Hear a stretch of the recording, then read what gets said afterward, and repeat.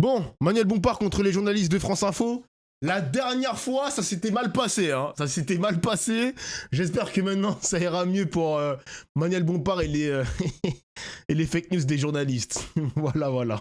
Bonjour Manuel Bompard. Bonjour. Merci d'être avec nous sur France Info. Bonjour Paul. Bonjour Agathe. On va revenir sur l'attentat antisémite de Sydney, sur la colère des agriculteurs aussi.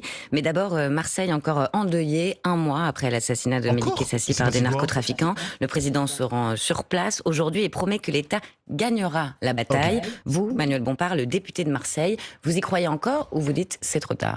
Non, c'est pas trop tard, mais pour que l'État gagne la bataille, et pour que la société dans son ensemble gagne la bataille contre la criminalité organisée, va falloir changer de méthode et changer de doctrine. Puisque depuis des années et des années, finalement, on s'inscrit dans la même logique. Beaucoup de communication, peu de résultats concrets. Le président de la République vient à Marseille aujourd'hui. L'année dernière, la Cour des comptes disait qu'il y avait, l'année dernière, moins de policiers à Marseille qu'en 2017. Il a quand même mis 5 milliards d'euros sur la table, comme vient de le dire pour Après, Barcelone. si vous voulez, on parlera du plan Marseille en grand. Je sais pas si vous voulez qu'on en parle tout de suite. Non, pour l'instant, sur la criminalité, mais sur la question de la criminalité organisée, moi, je plaide pour un changement absolu de doctrine, c'est-à-dire d'abord se concentrer les moyens policiers, les moyens de la justice sur ce qu'on appelle le haut du spectre, sur le démantèlement des réseaux. Et pour ça, on a besoin de davantage, par exemple, d'effectifs de police judiciaire. On a besoin de davantage de magistrats. On a besoin de davantage de greffiers. Il faut vraiment mettre les moyens pour se concentrer sur le haut du spectre. Et pourtant, vous n'avez pas voté la loi narcotrafic, Manuel Bompard. Vous êtes les seuls à l'Assemblée qui avaient voté contre avec cette raison, madame, parce que cette loi s'inscrit toujours dans la même logique. On a fait de la communication, on a expliqué qu'on allait créer une DEA à la française, on nous a dit qu'on allait faire un parquet spécial contre... Un nouveau parquet national. Un parquet national. La DEA, c'est où que j'avais vu la DEA, c'était dans quoi ça? Ah, c'était dans Breaking Bad. Les mecs, je suis en train de me refaire Breaking Bad avec mes potes. Oh, la série, elle est tellement puissante. La série, elle est tellement boostée. Oh là. On finit la saison 2 ce soir en plus. La série, elle est vraiment incroyable. Putain de merde. Et Narcos aussi, les mecs. Narcos, c'est vrai, Narcos. Alors qu'il existait déjà une juridiction nationale, donc en fait on a changé le mot, mais on n'a pas changé la réalité de ce qu'il y avait en face. C'est pas tout à fait la même chose, pardon, parce que les juridictions nationales, les juridictions régionales, elles sont territorialisées. Là, l'idée c'était de créer un parquet national qui coordonne justement. D'ailleurs, on avait vu Better Call Saul en stream, les mecs. Mais moi, je dirais toujours que Better Call Saul reste meilleur que Breaking Bad. Même si Breaking Bad est une série presque parfaite aussi. Vous qui s'occupez des affaires les plus difficiles, non, ça vous paraît inutile? Pardonnez-moi de vous corriger, il existait déjà une juridiction nationale qui s'appelait la Junalco et ce qu'on appelle des JIRS qui sont là effectivement des juridictions interrégionales. La juridiction de Paris et les autres. Donc en fait il y avait déjà des outils existants. Donc le problème c'est pas de changer les mots, le problème c'est de consacrer les moyens nécessaires pour changer la réalité des choses. Et du point de vue de la réalité, malheureusement, les choses n'ont pas changé. Et pour reprendre l'argument de l'exécutif, non mais là-dessus sur ce point précis, monsieur Bompard, sur ce point précis, l'exécutif disait que par exemple la JIRS de Nancy ne suivait pas ce que faisait la JIRS de Bordeaux et que face à un trafic international, ils avaient besoin d'une vision plus d'ensemble. C'est leur argument. Évidemment qu'il y a besoin on parle de réseaux qui sont des réseaux nationaux et même internationaux. Donc c'est pas si mal là-dessus. Mais non, mais encore une fois, il existait déjà une juridiction nationale, d'accord? En plus des juridictions interrégionales. Donc, pardon, là c'est peut-être un peu technique pour les gens qui nous écoutent, mais ça ne change strictement rien. En tout cas, ça c'est votre argument parce que c'est pas ce que dit. En fait, il veut dire qu'à force d'empiler plus de répression, plus de logique pour essayer d'arrêter les narcotrafics, il explique que ça ne marche pas en quelque sorte, quoi. Il a raison. Désolé, il a raison, les gars. Le gouvernement, mais vous dites ce nouveau parquet national sur le même modèle que ce qu'on a fait pour les terroristes. Non, vous m'avez interrogé sur la raison pour laquelle la loi narcotrafic, nous ne l'avons pas votée. Je vous explique de mon point de vue. En fait, le problème de la mairie de Marseille, c'est que c'est un cadeau empoisonné en quelque sorte. Parce que, supposons que M. Delogu, il est maire de Marseille. Et que le trafic continue et que le trafic est de plus en plus intense dans cette ville. Les gens, ils vont accuser le maire. Alors que c'est la prérogative de l'État de faire en sorte que la ville de Marseille soit un havre de paix. Vous voyez ce que je veux dire? Donc moi j'ai peur que ça devienne un cadeau empoisonné pour M. Delogu. À voir comment ça va se passer. Trop chiant, ouais. Et de ce point de vue-là, purement cosmétique, et surtout, elle restait dans cette même logique. Elle n'incluait, par exemple, rien sur la question des soins, de comment on sort les gens des addictions. Et on est toujours dans cette idée que c'est en pénalisant les consommateurs qu'on va résoudre le problème de la consommation de drogue et donc de la criminalité organisée. Nous, on a présenté un plan avec 60 mesures pour s'attaquer à tous les aspects de la criminalité organisée. Et j'aimerais bien plutôt qu'on aille dans cette direction. Mais pour reprendre la première question d'Agathe, quand le président de la République, dans la tribune dimanche, ce week-end, dit « Je sais l'actualité tragique, je ne mésestime pas les passions à l'approche des municipales, mais dans ce combat de long terme, il ne faut pas céder à l'esprit de défaite. » Est-ce que cette guerre, et je pense notamment à Amin Kassassi qui a perdu 2 frères, est-ce que cette guerre, elle n'est pas déjà perdue. Non, encore une fois, comme je l'ai dit de mon point de vue, elle n'est pas perdue à partir du moment où on va franchement sur le sujet et on sort de logique sur des logiques de communication. Écoutez, moi je suis député de Marseille. Depuis que je suis député de Marseille, dès qu'il y a un nouveau ministre de l'Intérieur qui est nommé, il vient à Marseille, il dit qu'il va tout changer, il rentre à Paris et il n'y a rien qui change. Donc à un moment, il va peut-être falloir arrêter. Et enfin, c'est là où je voulais en venir tout à l'heure, moi j'assume de dire qu'il faut aussi changer de doctrine, c'est-à-dire qu'il faut... Donc là, je vais spoiler un truc. Si Delogu est maire de Marseille, 100% ils vont enquêter pour voir s'il n'est pas corrompu et n'est pas sous le contrôle des malfrats de là-bas. Il y aura des théories de tout et n'importe quoi, les amis. Hein. Et même, tu vois, Frontière, le média Frontière, il va s'inscrire dans cette logique de troisième année de son mandat ou 4e année. Est-ce que M. Delogu, finalement, n'est pas complice des narcotrafics, etc. Ils vont sortir des enquêtes de je sais pas quoi, de leur trou du cul, mon gars. Ça va être n'importe quoi. Mais j'ai la vision de ce que tu viens de dire, Monsieur Ice. J'ai la vision. Mais autre chose aussi, les amis. Vous voyez quand Frontière, ils ont mis les bâtons dans les roues de Louis Boyard lors de la municipale anticipée de sa ville. Il a perdu parce que voilà, il y a eu des choses qui ont été mal gérées de son côté, mais aussi cette campagne d'harcèlement et de cyberharcèlement de la part de Frontière. Mais Frontière, ils ont dit quoi? Ils l'ont assumé. Ils ont dit que tous les candidats France Insoumise dans les municipales, toutes les villes où il y aura un candidat LFI, ils vont essayer de faire un article sur le candidat. Ils vont essayer d'aller poser leur caméra à l'intérieur de la ville, d'aller embêter les habitants de cette ville ou de leur village pour dire que ouais, la France Insoumise, est-ce que vous êtes d'accord pour qu'il soit votre maire, etc. Regardez, ils sont complices des islamistes, ils encouragent l'antisémitisme, blablabla, blablabla. Ils vont mener une campagne d'harcèlement, mon gars. Ça va être terrible, les municipales, les mecs. Hein. Il y aura que des méthodes de malfrats, mec. Que des méthodes de mafieux. Ça va être un bordel. Ils vont lui trouver des amitiés sulfureuses d'Ofla. Mais bien sûr, mon gars. MDR Frontière à Marseille, je paye pour voir ça. Ah, franchement, si Marseille... Non, si Frontière finissent dans les quartiers nord de Marseille, dans les quartiers très sensibles, mon Dieu, ça va être chaud pour eux. Hein. Casser le vivier d'argent sur lequel vivent aujourd'hui les réseaux de la criminalité organisée, et que c'est la raison pour laquelle nous on plaide pour la légalisation encadrée du cannabis, pour couper les sources d'approvisionnement des réseaux de la criminalité organisée. Il faut tarir les sources de financement de ces réseaux qui sont assis aujourd'hui sur des tas d'argent public. Et donc, d'argent... Mais la cocaïne, Manuel Bompard, ça réglera pas la question du trafic des drogues dures. Très bien, mais justement, précisément, si vous arrêtez de faire courir les policiers derrière les petits consommateurs de cannabis, alors vous avez la possibilité d'aller concentrer les moyens judiciaires et les moyens policiers sur les autres drogues, sur les réseaux de la criminalité organisée qui, ne se contentent pas de trafiquer de la drogue. Il y a du blanchiment d'argent, il y a de la corruption. Est-ce qu'à un moment on peut parler de ces sujets? On n'en parle jamais. Qu'est-ce qu'on fait contre la corruption, par exemple? Parce que ça, c'est une vraie question. En tout cas, l'article 5 de la loi promulguée en juin prévoit aussi le gel des avoirs et des outils renforcés justement contre le blanchiment. Oui. Ça, vous trouvez ça bien, j'imagine? Oui, c'est une mesure cette mesure-là est une mesure qui va dans le bon sens. J'ai pas de difficulté, évidemment, avec ça. Et cette question-là, du blanchiment, c'est une question à laquelle il faut aussi s'attaquer. En tout cas, Manuel Bompard, vous parliez des points de deal. On constate qu'ils sont passés de 4000 en 2020 à 2700 aujourd'hui. Oui, donc mais vous ne pouvez pas dire que la politique du gouvernement ne fonctionne pas, si, parce que, madame, excusez-moi, c'est pas le bon indicateur. Parce que tout le monde... Tassi Crousti va enfin tomber. Les gars, vous pensez que les restaurants Tassi Crousti, c'est du blanchiment d'argent? Ah, c'est un peu fort de café de penser ça, le chat. En vrai de vrai. Tous les fast-food. Parce que je sais que l'extrême droite se pose la question de savoir comment ces fast-food arrivent à réussir en France, arrivent aussi à s'émanciper, à multiplier en tout cas les ouvertures de restaurants sans passer par le blanchiment d'argent. Faut faire attention les gars à ne pas tomber dans ce genre de piège. Attention les gars, attention. Parce que ça c'est vraiment une théorie de l'extrême droite. Attention quand même. Attention. Par contre les gens qui acceptent pas la carte, bizarre. Ah mais ça... Je sais qu'au Japon c'est extrêmement répandu ça les gars. Au Japon... Il fallait beaucoup payer en liquide dans les restaurants, dans les ramen, tout ça. Hein. Moi, je me posais la question à Tokyo. Hein. Attention hein.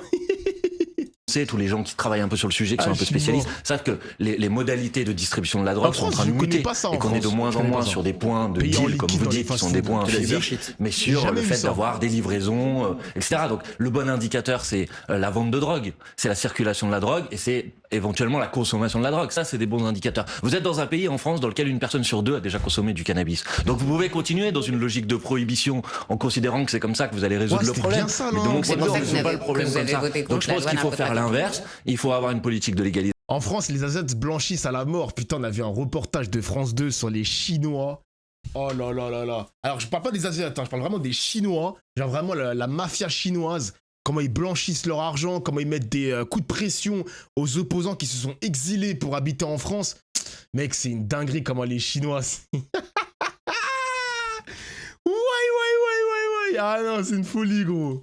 Et ensuite, évidemment, une politique de santé publique, parce qu'il ne s'agit pas de dire on légalise parce que c'est bien de consommer de la drogue, c'est pas ça, on s'y attaque de manière différente et de manière plus efficace. Et justement, il y a plusieurs volets, il n'y a pas que l'aspect sécuritaire, il y a aussi ce plan Marseille en grand, c'est pour cela que le chef de l'État va à Marseille, lancé il y a 4 ans, 5 milliards d'euros. Vous n'êtes pas aligné sur le narcotrafic, mais sur ce plan, rénovation des écoles, accompagnement des jeunes... Mais les gars, en vrai, ça vous inquiète, là on reste quand même sur le sujet de narcotrafic, etc. au niveau mondial, ça vous inquiète pas en vrai, les gars? Le fait d'avoir le tout répressif versus la consommation qui grandit de plus en plus, etc. Moi, je suis dans un stade où j'ai peur du pic. En fait, le pic, ce serait quoi? C'est la descente de militaires dans les quartiers. Faut savoir que les militaires, ils sont peut-être pas formés à ce genre d'exercice, les gars. Moi, ça me fait peur. Je sais pas, ce sera quoi le point, l'apogée de ce bordel. Moi, ça me fait peur, en vrai de vrai. Ça me fait peur, genre. J'espère qu'on ne deviendra pas les États-Unis des années 80. Moi, ça me fait vraiment peur premier degré. Parce que, finalement, notre pays sera le pays qui sera la plaque tournante de la drogue, hein. Dans la consommation, dans l'exportation, importation, exportation, ça fait peur, en vrai de vrai, hein. Oui, c'est le travail de la police, évidemment. Évidemment, c'est le travail de la police, tout ça. Il y a vraiment très peu de chances que ça arrive. Bon, après, frérot, quand on voit que la consommation de la cocaïne a dépassé celle du cannabis en France, tu te dis que les drogues de plus en plus hard, ça va commencer à arriver dans nos maisons, hein. Innovation urbaine, ça vous applaudissez? Non, madame, ce plan, je le dis sincèrement, avec mon collègue Sébastien Delogu, député de Marseille, on a produit hier un rapport d'une commission d'enquête populaire qu'on a faite, où on a auditionné un certain nombre de personnes à Marseille sur, voilà, quelle est la réalisation, l'état précis de ce plan. Vous dites qu'il y a 5 milliards d'euros qui ont été débloqués. Non, c'est le président qui le dit. Le président de la République le dit. L'année dernière, la Chambre régionale de la Cour des comptes, d'accord, c'est la Cour des comptes, c'est pas Manuel Bompard qui le dit, disait l'année dernière que 1,3% des fonds avaient été effectivement débloqué. Oui, mais que plus ça avait été fléché. De parler de ça. Écoutez, c'est un plan. 62% des crédits non, ça c'est les chiffres engagés. du président de la République. Effectivement, oui, selon ça c'est les chiffres du président de la République. Oui. La seule évaluation qui a été faite, précise, indépendante, c'est celle qui a été faite par la Cour des comptes l'année dernière et qui disait que 1,3% des fonds avaient été débloqués. On parle d'un plan qui a été lancé en 2021 et qui est censé se terminer en 2031. Mais sur les écoles, donc, par exemple, sur 10 ans. Sur les écoles. En 3 ans, on avait débloqué 1,3% des fonds. Alors non, pardon, ce plan est aujourd'hui un fiasco absolu. Alors comment vous expliquez que le maire de Marseille, Benoît Payan, a inauguré les écoles depuis des mois? Chaque semaine, il inaugure une nouvelle école. Il y a 188 écoles qui sont concernées par la rénovation, selon les chiffres qui avaient été avancés au moment de la présentation du plan. C'est pas la consommation de coke qui augmente, c'est le chiffre d'affaires. Ouais, bah... En tout cas, ça participe au fait que la cocaïne a de plus en plus de buzz en France, hein. Déjà réalisé. Il y en a 20 qui à peu près ont été rénovés. On est quasiment à la moitié de l'engagement de ce plan. Donc vous pouvez dire que c'est très bien, mais écoutez, quand le président de la République... Ça prend du temps de rénover une école. Parfois, il a fallu tout casser, tout reconstruire tellement les écoles étaient vêtues. Est-ce que vous savez que la mairie de Marseille... Vous pouvez pas reconnaître juste que ça, au moins, ça va dans le bon sens? Est-ce que vous savez que la mairie de Marseille a été condamnée par le tribunal administratif parce qu'ils avaient décidé, dans le plan de rénovation des écoles, de confier la gestion de la maintenance des écoles au privé. Et c'était illégal, et le tribunal administratif les a condamnés, ce qui a fait perdre du temps, par exemple. Donc madame, moi j'aimerais bien que les écoles soient effectivement rénovées. Ce que je vous propose, c'est de venir faire avec moi un tour sur ma circonscription, d'aller rencontrer par exemple les enfants qui sont dans des écoles dans lesquelles il y a des infiltrations quand il y a de la pluie, dans lesquelles il y a des punaises de lit ou des cafards, pas des punaises de lit, des cafards, dans lesquelles les cantines sont trop petites et vous êtes obligé de faire 5 ou 6 services à midi et donc les gamins ils ont 15 minutes pour manger. Si vous trouvez que ça c'est une situation idéale, moi je ne le trouve pas. Et quand le président de la République est venu à Marseille en 2021, quels étaient les problèmes? Les écoles, Désolé, mais les journalistes sont catastrophiques, hein. Tu peux pas venir contre-argumenter Manuel Bompard en faisant croire que Marseille, tout se passe bien à Marseille, genre, c'est impossible. Tu peux pas défendre le bilan, c'est catastrophique ce qui se passe là-bas, genre. En effet, ce rapport révèle que près d'1 million de Français ont consommé de la cocaïne en 2023, soit une hausse de 83% par rapport au précédent rapport de 2022. Faut arrêter de dire des fake news qui se checkent en 2 secondes sur Google, s'il vous plaît. Ah ouais. Ah ben, en tout cas, la cocaïne prend du buzz. Prends du terrain, mon gars, sur notre pays, hein. Moi, je consomme pas ce genre de trucs. Je pense que la cocaïne, dans ma tier list drogue, je pense que la cocaïne, c'est le truc que peut-être que je vais jamais goûter, les gars. Je pense pas, hein. Mais en fait, l'audiovisuel, le public, leur rôle, c'est devenu de dire c'est pas mal ce que fait le gouvernement, non? Ouais, mais frère, c'est n'importe quoi. Y a rien à tirer sur le bilan, tu vois, y a rien. Est-ce que tu consommes la verte? Non, les gars, moi, je consomme pas de la drogue, moi. Je consomme pas ça. Transport. Je ne vais pas jeter la pierre sur les consommateurs de drogue, mais je ne consommerai pas de la drogue. Et j'ai la vision sur pourquoi il faut légaliser le cannabis. Voilà. Le logement, la sécurité et la criminalité organisée. Venez à Marseille aujourd'hui et quels sont les problèmes? Les écoles, le transport, la criminalité organisée, le logement. Donc excusez-moi, j'aimerais bien vous dire que les choses ont bougé. Mais moi je crois que c'est de la... Hier j'ai pris de la kétamine après 2 ans d'abstinence, c'était incroyable. What the fuck? Communication, c'est des grandes annonces. Là, la Cour des comptes disait, c'est quand même absolument inouï. Il n'y a aucun pilotage, aucun plan, aucun document qui permet de savoir où on en est des objectifs de ce plan. C'est un plan qui n'est ni fait ni à faire. À vos yeux, dans ce plan, dimanche après l'attentat de Sydney en Australie, vous avez tweeté pour dénoncer un horrible attentat terroriste antisémite. Ce sont vos mots. Vous avez posté ce message juste après Jean-Luc Mélenchon et juste avant que d'autres insoumis n'embrayent à leur tour.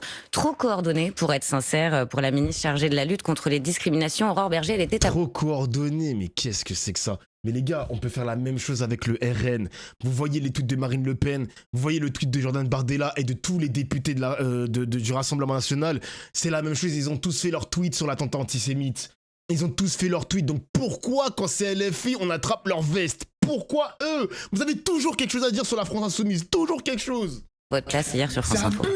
Toutes celles et ceux qui, depuis le 7 octobre, ont participé à nourrir cet antisémitisme, ont déversé une espèce de haine obsessionnelle d'Israël, sont en partie responsables de ce qui se passe. De manière très coordonnée, en quelques minutes, ils ont immédiatement posté et publié un message. Enfin, c'est pas un tweet qui va effacer 2 ans d'antisémitisme débridé. Il n'y a pas un Français juif aujourd'hui qui n'a pas peur de la menace que représente la France insoumise.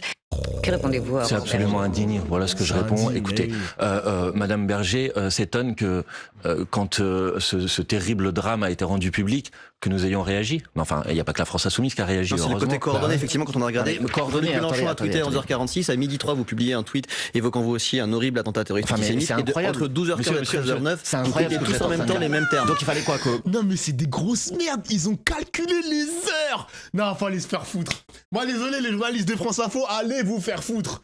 C'est pas possible de faire un truc comme ça, c'est ça le travail de journaliste. Mais c'est n'importe quoi ce travail. Comment ça regarde les heures de tweet? Non, vas-y, c'est abusé. Qu'on attend chacun 2 heures alors que le drame venait d'être annoncé. Évidemment que tout le monde a réagi. Vous pourriez dire que j'étais coordonné avec les membres du gouvernement qui ont réagi à ce moment-là. Évidemment que vous réagissez. Évidemment que vous réagissez à partir du moment où vous apprenez un drame. Enfin, qu'est-ce que c'est que cette histoire? C'est vraiment... Et puis, c'est quoi le problème d'avoir des éléments de langage qui se répètent? Imaginons que c'est répété. Vous allez dire que c'est pas sincère. Si tu te tais, on va te dire « Ah, mais la France Insoumise n'a pas mis de message, donc dans tous les cas, c'est des grosses merdes. » Tu parles, c'est la même chose aussi. Comme hier, les gars, pile tu perds, face tu perds. Dans tous les cas, t'es perdant. Non, vas-y, faut aller se faire foutre. Faut aller se faire foutre. Et après, vous allez pleurer quand les mecs d'extrême droite, ils vont vous dire qu'il faut privatiser le service public. Mais encore heureux, regardez comment vous êtes des grosses merdes. Vous êtes des grosses merdes, les gars. Un procès totalement fou, totalement indigne. Il y a un drame, vous réagissez pour dire votre émotion et votre indignation, évidemment. Et maintenant, on vous reproche de réagir ou de réagir. Il faudrait, je sais pas, laisser 3 heures entre chaque tweet pour donner l'impression. Enfin, qu'est-ce que c'est que cette histoire? C'est absolument indigne. Peut-être que les Insoumis ont perdu en crédibilité dans la lutte contre l'antisémitisme. Non, peut-être qu'il y a eu des propos. Par exemple, quand Jean-Luc Mélenchon avait déclaré que l'antisémitisme restait résiduel en France. Est-ce qu'aujourd'hui vous regrettez ce type de propos? Elle a le sourire, elle a le sourire sur la punchline. Les gars, ça date de 2023. On est à l'aube de 2026, ça ressort toujours les mêmes arguments. Ah, est-ce que Nanani, Mélenchon, l'antisémitisme est résiduel? Ah, camper sur Tel Aviv, Yael Braun-Pivet, c'est toujours la même chose. C'est vraiment, franchement, je vous le dis sincèrement, je sais pas pourquoi, sur un drame qui a lieu à 15 000 km d'ici, qui est un drame absolu qui je pense, a choqué, a stupéfait tout le monde, pourquoi en plus vous avez des gens comme Madame Berger, ministre, qui viennent chercher à faire des polémiques, mais de manière absolument abjecte en fait. Donc non, excusez-moi, ne cherchez pas, il y a aucune sincérité dans l'indignation de Madame Berger, il y a juste une instrumentalisation absolument indigne de cet attentat pour essayer d'en faire de la politique politicienne à l'échelle l'échelle nationale. Parce que vous avez tardé à qualifier les attentats du 7 octobre. Alors voilà, donc maintenant, en plus, hier, j'ai entendu Madame Berger dire absolument n'importe quoi, dire que la France Insoumise n'avait pas condamné les attentats du 7 octobre, alors qu'évidemment qu'on l'a fait. Tardé. Mais on n'a pas tardé, enfin tout ça est une réécriture de l'histoire quant à Madame Berger. Non mais les journalistes, ils sont en train de calculer aussi le timing. Vous n'avez pas condamné le 7 octobre à l'instant T, donc vous êtes en retard, donc vous êtes coupable. Est-ce que vous vous rendez compte? C'est les journalistes qui doivent décider du timing du tweet, du communiqué. Vous devez tweeter à temps, telle date, telle heure. Mais moi, je vous fais un doigt, les gars. Allez vous faire foutre. C'est quoi ces journalistes de merde? Oh, c'est pas possible, ça. Problème de qualification des faits à l'époque, Manuel Bompard. Vous êtes d'accord? Vous n'étiez pas d'accord entre vous? Il n'y a eu aucun problème. Je veux dire, la Cour pénale internationale, encore, il y a quelques jours, Amnesty International aussi parle de crimes de guerre ou de crimes contre l'humanité à propos des attaques du 7 octobre. Et c'est exactement les mots et la terminologie qu'on a employée à l'époque. Donc, franchement, s'il vous plaît, à un moment, j'aimerais bien qu'on sorte la question de la lutte contre le racisme, contre l'antisémitisme, des enjeux politiciens et qu'on s'attaque sérieusement à cette question. Vous pensez toujours que voilà, t'as Géchamp. J'ai fait quoi? Ah, me dis pas que c'est un suceur du gouvernement. Il me follow depuis 5 ans, les mecs. Ah, me dis pas que c'est un suceur du gouvernement. Qu'est-ce que j'ai dit de mal, mon ami? Non. Ah, j'ai eu peur. Mais j'ai fait quoi, du coup? Ah, j'ai changé depuis Dofus. Mais du coup, j'ai changé en bien ou en mal? C'est ça la question, mon gars. Donc là, t'as changé depuis TPMP. Donc là, t'as changé depuis Dofus. En bien. Ah, merci. Merci beaucoup. J'ai eu peur. Peut-être que j'ai changé physiquement aussi, on sait pas. Hein. Parce que j'étais sous dégradé avant, maintenant j'ai des tresses, je sais pas. Hein. Les antisémites sont résiduels? Mais monsieur, s'il vous plaît, monsieur Mélenchon, non, mais c'est important. Mais non, c'est pas important parce que j'ai déjà répondu. Oh non, putain, il recommence avec ça, le journaliste. Mais allez. Résiduels? Mais monsieur, s'il vous plaît, monsieur Mélenchon, non, mais c'est important. Mais non, c'est pas important parce que j'ai déjà répondu 40 fois à cette question. Donc, monsieur Mélenchon, quand vous avez cherché à polémiquer avec lui sur ce sujet, a parlé des manifestations de solidarité avec le peuple palestinien en disant qu'il n'y avait pas d'antisémitisme dans ces manifestations. Évidemment pas du problème de l'antisémitisme en France, qui évidemment a augmenté de manière significative ces derniers mois et contre lesquels il faut lutter de manière résolue et de manière déterminée. Or, que dit aujourd'hui une instance comme la Commission nationale consultative des droits de l'homme? Par exemple, elle dit que la lutte contre le racisme et contre l'antisémitisme en France souffre d'une absence de pilotage politique et de détermination politique. Voilà, ça c'est concret par exemple, vous voyez. Et Madame Berger qui est au gouvernement, elle devrait plutôt répondre à cette question-là, de sa propre responsabilité, de la responsabilité de son gouvernement dans cette absence de détermination politique, plutôt que d'aller chercher à polémiquer sur un drame. Vraiment, je trouve ça mais abject et indigne ce que fait Madame Berger en tant que ministre du gouvernement. Elle n'est pas digne de la fonction qui est la sienne. Après, j'aimerais bien que Bompard il aille très loin, encore plus loin, comme Aymeric Caron. Le fait qu'elle a une proximité avec le gouvernement israélien, une proximité avec Elnet qui est un gros lobby israélien qui est en France. J'aimerais bien qu'il aille loin. Mais après, on va le traiter de complotiste, on va le traiter d'antisémite parce qu'il est en train d'exposer la proximité entre Israël et Aurore Berger. Genre moi, Manuel Bompard, il a jamais parlé de ça. Il a jamais exposé... ces relations entre Aurore Berger et Elnet. Putain, ça casse les couilles. C'est dommage.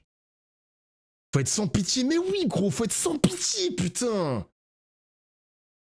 Manuel Bompard, dans un instant, on va parler de la colère des agriculteurs. Quelles sont les réponses de la France Insoumise? Mais tout de suite, il est 8h48 et c'est l'info en 1 minute avec Maureen Sunard.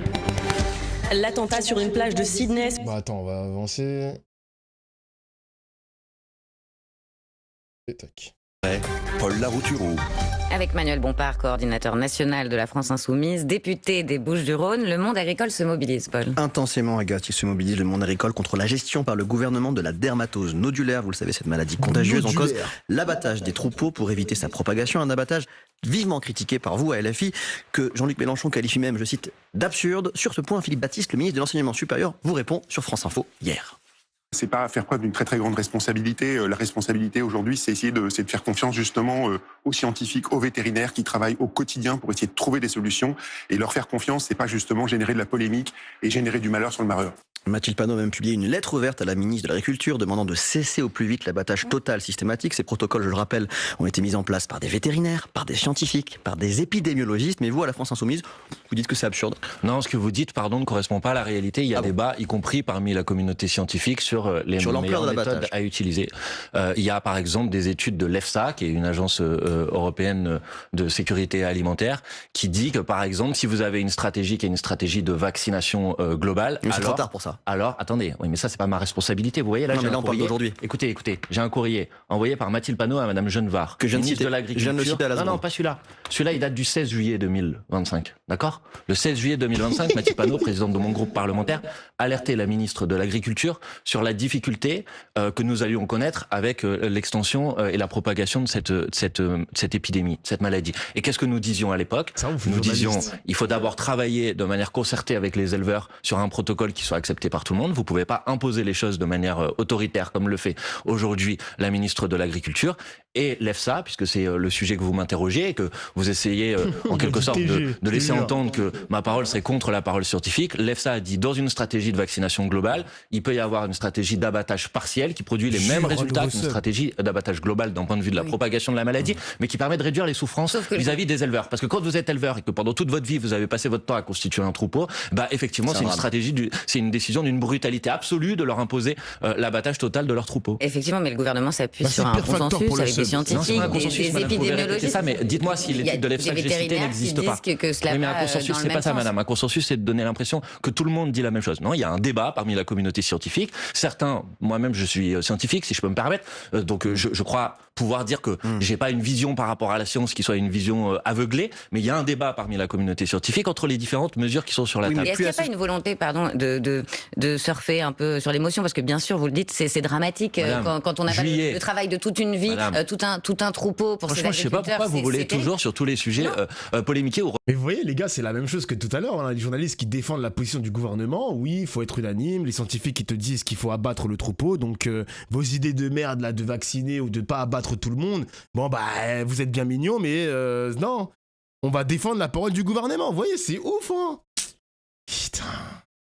Ah là là là là. Remettre en cause la sincérité de l'engagement d'une personne. Non, je vous ai cité. C'est douloureux pour eux. Est-ce qu'il n'y a pas aussi certains responsables politiques qui sont censés, qui ont la volonté d'instrumentaliser cette souffrance? Encore une fois, je vous ai dit, ce courrier date du mois de juillet. Donc on n'a pas attendu qu'il y ait des blocages et une indignation dans tout le pays pour commencer à nous intéresser à ce sujet. Madame, il n'y a aucune volonté de surfer sur quoi que ce soit. Il y a une compréhension de la détresse et de la colère des éleveurs qui, je crois, est d'ailleurs assez largement soutenue dans la population. Et il y a le refus absolu des méthodes brutales du gouvernement. Quand vous voyez le gouvernement qui, plutôt que de... Le syndicat agricole majoritaire, elle-même dit que la vaccination massive est une menace pour le secteur bovin. Alors, pour l'export notamment. Vous avez raison sur le fait que la FNSEA, et d'ailleurs je suis en désaccord avec leur stratégie, soutient aujourd'hui le gouvernement. C'est pas le cas de la Confédération paysanne, de la coordination rurale. C'est vrai, il y a un désaccord aussi chez les agricoles. Mais vous avez raison sans doute que pour certains, et peut-être pour la FNSEA, il y a un refus de généraliser la vaccination parce qu'il y a des règles européennes totalement absurdes qu'il faut que si vous généralisez la vaccination, vous rendez difficile l'export des bêtes françaises à l'étranger. Donc moi je dis, il faut changer de protocole et je dis évidemment qu'il faut renégocier au niveau européen parce qu'il n'est pas normal que si vous vaccinez, vous ne puissiez plus faire d'exportation. On est obligé d'avancer, excusez-moi, vous avez interrompu. C'est exactement ce qu'il a dit, le vieweur, tout à l'heure. Il a dit que si on vaccine la bête, si on vaccine la vache, on ne peut plus l'exporter. Donc il faut revoir les règles européennes aussi. Voilà, tu vois, c'est un truc sans fin, les mecs. Hein. C'est un truc sans fin, c'est pas possible. Hein. Ah là là là là là. Attends, c'est quoi ce message? Il faut être sub pour que tu lises les messages, Dauphin. Le fait que l'on subisse les longues réclames publicitaires ne donne pas le respect nécessaire à être lu. Wesh, mais attends, mais il est fou, quoi. C'est juste que mon chat, il défile, mec. Je lis les messages de tout le monde, mais attends, des fois, ça défile. Le vrai sujet du moment, c'est les personnes qui sont actuellement dans la rue, dans les blocages, les barrages. Unissons-nous, le combat se mène maintenant. Arrêtez de vous faire balader par leur... Putain, tout ça pour dire ça, frère.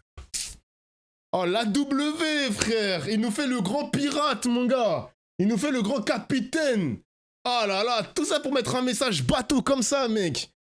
Tout ça pour nous mettre un message bateau. Mais yo, tu ralentis le stream pour ça, mon gars. Ah, toi aussi, là. Pas possible, hein. Dofla, lis-moi, je t'aime. Dofla, lis-moi, s'il te plaît. Allez, s'il te plaît, lis-moi. Putain.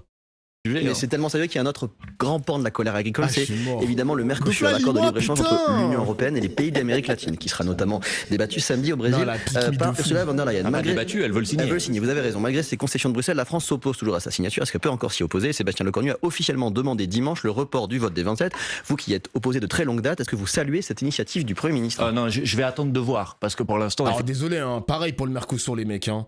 Le ministre demande le report du vote, mais le report pour faire quoi? Pour renégocier quoi exactement? Eh gros, c'est fini. Pour moi, le Mercosur, je l'ai toujours dit en stream, quand le Mercosur va passer, ce sera la preuve ultime que la France va véritablement perdre sa souveraineté. Ou vraiment, elle a même plus la main sur aussi l'alimentaire. Genre, on va se faire bombarder par des bœufs venus du Brésil, de la viande venue du Brésil. C'est fini, ma gueule. Si on perd cette bataille, on perd notre souveraineté alimentaire. C'est fini. C'est vraiment fini. Effectivement, le président de la République prétend demander le report du vote. Sauf que pour l'instant, on lui oppose une fin de non-recevoir. Donc j'attends de savoir ce que la France a l'intention de faire. Après, je vous spoil un truc, les gars. Je vais peut-être vous choquer, les gars. Ou c'est peut-être un tapine. Mais je pense sincèrement que si Mélenchon était au pouvoir, ou s'il y avait un mec d'extrême droite au pouvoir qui s'oppose au Mercosur, je pense sincèrement que Mélenchon se serait couché. Voilà, je le dis les gars, je le dis. Je pense qu'on aurait quand même signé le traité. Voilà. Parce que je pense sincèrement que la Commission européenne a la main sur notre souveraineté, les gars. Je suis désolé, les gars, je suis désolé. Mettez des points d'interrogation si vous le voulez. Mais je pense que Mélenchon n'a pas les armes adéquates pour s'opposer véritablement au Mercosur parce que l'Union européenne, c'est eux qui décident, les gars. Vous allez peut-être me traiter de complotiste, mais l'Union européenne décide de beaucoup de choses, les gars. Depuis beaucoup de choses. Eh oui, hein. Eh oui. Je veux pas y croire, Dofla. Ah, les gars, si vous savez. La preuve, les gars. Macron, ça fait des années que Macron nous explique être opposé au Mercosur. Là, ça demande un report du vote des 27 pays de l'Union européenne, etc., etc. Mais vous croyez quoi, les gars? Vous croyez à la fin, c'est qui va gagner? C'est qui va gagner à la fin de la fin? Vous croyez que Macron, il a l'arsenal juridique, l'arsenal de je ne sais pas quoi pour s'opposer au Mercosur, pour s'opposer à von der Leyen, pour s'opposer à la Commission européenne? J'y crois pas, mon gars. C'est pas la première fois qu'on écoute Macron dire qu'il s'oppose au Mercosur. À chaque fois qu'on l'écoute, à chaque fois qu'il y a des petites vidéos par-ci par-là, je m'oppose au Mercosur. Je vais tout faire pour m'opposer au Mercosur. Ah, on va revoir le traité. Ah, on va revoir le libre-échange. On va revoir les modalités, je sais pas quoi. Mais à la fin de la fin, on va se coucher, les mecs. À la fin de la fin, on va se coucher, vous allez voir. On va se coucher, mec. Macron, il ment comme il respire. Peut-être que vous voyez le mensonge. Mais moi, je vois juste une France qui se couche face à la Commission européenne. C'est tout ce qu'il faut retenir, mon gars. C'est tout ce qu'il faut retenir. Voilà. De fait, il n'existe aucun mécanisme légal permettant à l'Union européenne d'imposer la ratification à un État membre. Vous allez voir, les mecs. On en reparlera. Vous allez voir. Pour obtenir le fait que cet accord de libre-échange... Et puis, supposons, les gars, que Mélenchon ou Jordan Bardella soit président. Donc là, on signe le Mercosur avant 2027. Il est rentré en vigueur, etc., etc. Vous pensez que le prochain président, il va remettre en cause cette ratification? Vous pensez que le prochain président, il va le remettre en cause? On en reparlera en 2027. On en reparlera. Vous allez voir. Le Mercosur ne soit pas ratifié. Et encore moins ratifié contre l'opposition de la France. Enfin, pardon, c'est pas juste ma position, parce que tout le monde a l'air d'avoir oublié qu'il y a un mois, dans la niche parlementaire de la France Insoumise, l'Assemblée nationale, à l'unanimité, c'est pas juste la France Insoumise, à l'unanimité, a voté l'opposition du Parlement français à la ratification de l'accord de libre-échange avec le Mercosur. Donc voilà, moi, ce que je dis, c'est que si Emmanuel Macron, comme j'en ai un peu le pressentiment, en quelque sorte, cède cette semaine aux pressions qui sont faites sur la France pour faire accepter l'accord de libre-échange échanges avec le Mercosur, ça sera vraiment une forfaiture d'un point de vue démocratique vis-à-vis de la parole qui a été donnée par l'Assemblée nationale française. Manuel Bompard, Brigitte Macron, donc l'épouse du président, s'est dite désolée hier soir si elle a blessé des femmes victimes. Elle réagissait pour la première fois à ses propos après la polémique. Elle avait qualifié de sale conne des militantes féministes qui avaient interrompu le spectacle d'un humoriste. Elle dit qu'elle est désolée, mais elle ne regrette pas ses propos non plus, car elle estime qu'ils ont été tenus dans un cadre privé. Qu'est-ce que vous pensez de ces explications qu'elle aurait dû s'excuser, Brigitte Macron, qu'elle devrait s'excuser, qu'on ne parle elle dit pas qu'elle comme est désolée. Ce qui me fait dans cette histoire, c'est que Harry Habitant, il voulait être un petit peu discret, tu vois. Et là, il a repris, il a été relaxé, etc. Bon, les décisions de justice, les mecs, bon, vous savez très bien que c'est très compliqué de prouver un viol. C'est très compliqué en France, c'est très peu statué, etc. Le mec, il a eu un non-lieu, 2 non-lieux, je crois. Il voulait faire un peu profil bas, être un petit peu discret. Et là, t'as Brigitte Macron qui fait le buzz avec la vidéo, avec les excuses en plus de ça. Harry Habitant, il doit se dire, putain, vous me cassez les couilles. Les médias, tout le temps, vous parlez de moi, etc. Oh là là là là là. Oui, il y avait une histoire de fissure anale, un truc comme ça. Ouais, j'ai vu, Bobian, j'ai vu. D'ailleurs, la victime qui s'est... on a vu sur le quotidien, la victime s'était encore exprimée par rapport à ça. Par rapport à la vidéo de Brigitte Macron. Cette fable qui consiste à faire croire que ses propos n'avaient pas vocation à être rendus publics. Il dit qu'elle n'a pas vu la caméra, oui. Me semble vraiment pas convaincante du tout. Et par ailleurs, que ça soit dans un cadre privé ou dans un cadre public, pardon, je pense qu'on ne parle pas comme ça, et on parle encore moins comme ça de femmes qui expriment une indignation que personnellement je comprends et je partage. La semaine dernière, les députés ont adopté le projet de loi de financement de la sécurité sociale à 6 petites voix près pour avoir la majorité. Un nouveau vote définitif est prévu aujourd'hui. Est-ce que vous croyez qu'il... C'est passé, les mecs, c'est passé à quelques voix près. Là, le budget a été définitivement adopté. Voilà, c'est fini. Voilà. Vu que ça s'est passé à 8h du matin et là, il est 21h41, je vous spoil, c'est passé. Puisse être différent. Chacun sera devant sa responsabilité cet après-midi, mais je m'adresse en particulier à ceux qui ont été élus sous l'étiquette du nouveau Front Populaire, parce que quand on a été élu sous l'étiquette du nouveau Front Populaire, on a été élu pour augmenter les moyens de l'hôpital public, pas pour les diminuer. Or, ce budget de la sécurité sociale se traduirait par une diminution des moyens de l'hôpital public. Quand on a été élu sur l'étiquette du nouveau Front Populaire, on a été élu pour mais l'autre va passer aussi, parce que là, c'est le budget de la sécurité sociale, ok, mais là, le budget, le gros budget, je crois qu'il va passer aussi, Il y a des chances qu'il passe, monsieur The Loup Bleu. Pouvoir d'achat, pas pour augmenter le prix des mutuelles pour les personnes qui sont des écologistes. Je parle des écologistes, je parle des socialistes, puisque les socialistes ont voté pour la semaine dernière le budget de la sécurité sociale. Et les écologistes se sont abstenus. Moi, je dis à tout le monde, sur le site de la France Insoumise, nous avons produit un simulateur de quel serait l'impact sur la vie des gens de ce budget de la sécurité sociale s'il était adopté. Je conseille à tous les députés, en particulier ceux qui ont été élus sur l'étiquette du nouveau Front Populaire, d'aller consulter ce simulateur avant de voter cet après-midi. Et j'espère qu'ils vont changer d'avis et que le budget de la sécurité sociale pourra être rejeté, parce que c'est notre responsabilité, quand on a été élu pour rompre avec le macronisme, de ne pas permettre la continuité de sa politique. 8h57 et quasiment 30 secondes sur France Info. Il est l'heure de la question qui à retrouver sur l'Instagram et le TikTok de France Info. Aujourd'hui, la question qui va au zoo. Est-ce que vous avez écouté Nicolas Sarkozy dans le très populaire podcast Légende? Il est très en colère contre 2 de vos députés, Daniel Obono et Hugo Bernalicis, qui ont amené un photographe dans la prison de la Santé, et il dit notamment ceci. Oula. Eux, ils sont venus me voir comme on vient de voir le panda blanc au zoo de Bolval. Voilà, j'ai passé la partie mignonne du zoo de Beauval, mais il y a une autre partie moins mignonne où il est vraiment très remonté contre vos 2 députés. Mais nos députés sont effectivement, comme le font de nombreux parlementaires, en particulier les parlementaires de la France Insoumise, puisque c'est un droit dont bénéficient les députés, aller constater les conditions de détention des détenus dans les prisons en France. Donc si M. Sarkozy a un problème avec le fait que des parlementaires exercent le droit parlementaire, c'est son problème. Mais en l'occurrence, moi je trouve que mes camarades ont raison de s'interroger sur les conditions de détention en France, qui sont dans un certain nombre d'établissements absolument... Non mais n'empêche, parenthèse aussi, il a joui d'un régime carcéral assez abusé, les gars. Parce que dites-vous que quand Sarkozy il était en prison, le soir même, la journée même, sa femme a pu lui rendre visite. Vous vous rendez compte? Sa femme, il y a des détenus, ils ont même pas la possibilité d'avoir ça. Genre peut-être qu'il passe 1 jour après, 2 jours après, 1 semaine après, mais lui, le soir même, sa femme était venue, mon gars. Il n'est pas digne d'une démocratie comme la France. Vous allez lire le livre de Nicolas Sarkozy? Non. Je trouve par ailleurs cette opération assez choquante en vérité. Donc non, j'ai pas l'intention, si vous voulez, de participer à la publicité de Monsieur Sarkozy. Et son livre m'intéresse assez peu. Merci beaucoup. Pourtant, il parle de vous dans son livre. Merci Manuel Bompard. Si tous les livres qui parlent de moi, je suis obligé de les lire, je vais passer un Noël un peu difficile. En tout cas, pour le Mercosur, on va voir. De toute façon, on va voir les réactions des autres agriculteurs sur BFM TV.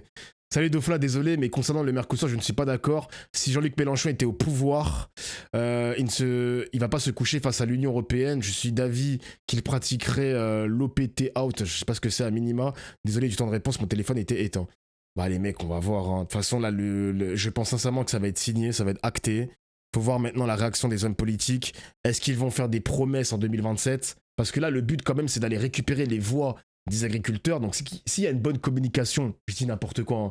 Par exemple, on va annuler cette ratification au Mercosur, on va au maximum aider les agriculteurs face à cette concurrence qui va arriver de l'Amérique du Sud, etc., etc. Il y a toute une communication à faire pour faire en sorte de récupérer les votes des agriculteurs, en espérant que les promesses soient tenues aussi, hein, parce que c'est bien beau de faire des beaux discours, mais il faut tenir aussi les promesses.